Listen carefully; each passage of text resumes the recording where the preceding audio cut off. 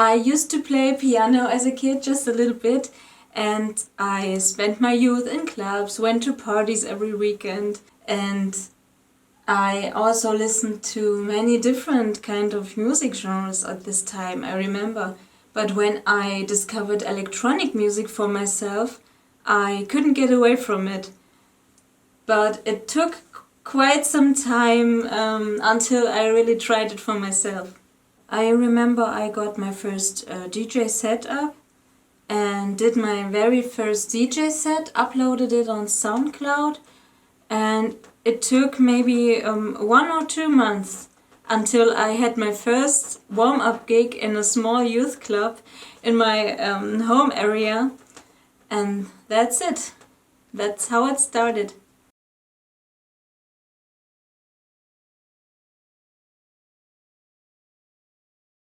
A lot of things happen really spontaneously during my DJ set, but I do have a small selection of tracks that I want to play.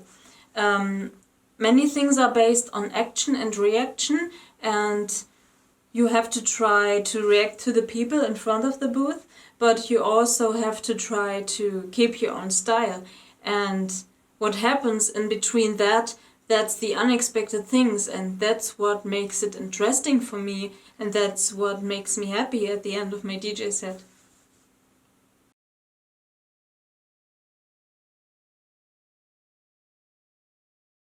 I am good at giving advice to people, but applying this to myself doesn't work out usually.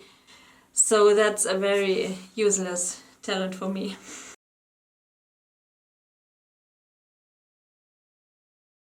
I would say the fact that the people don't expect what I do, and I really love when people reach out to me after a DJ set and say, "You're such a small blonde girl, I didn't expect what you're doing, that you play so hard, whoa."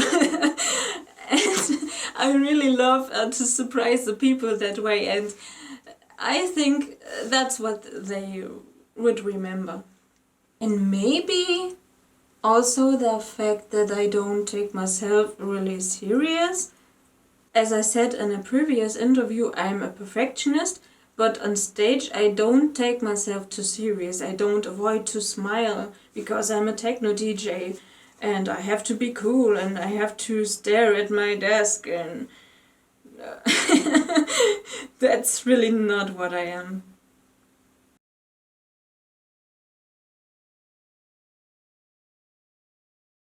For me, this is a unique chance to express my creativity in a completely different area, and what I embody and what I believe in reflected in a jewelry collection designed by myself, and that is something that I have never done before. Since it has to do with music and every piece of jewelry has a certain meaning for me, I can stand behind it 100%. And for me, it's very important that the people understand the meaning behind this jewelry collection and the meaning behind every piece of jewelry, and that they can identify with it in some way. And I'm really proud of what we created.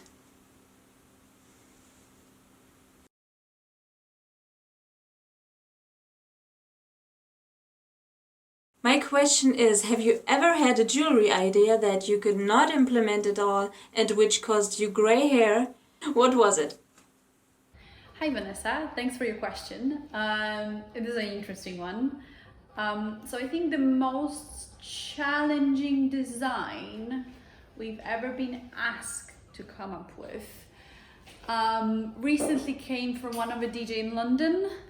Obviously, we are working on collaboration, so I can't really reveal the name. I think the biggest issue with that is basically the creativity which you have in your head thinking about different designs of jewelry. Connecting with music can create something very special, but also something very challenging to design or make as a prototype.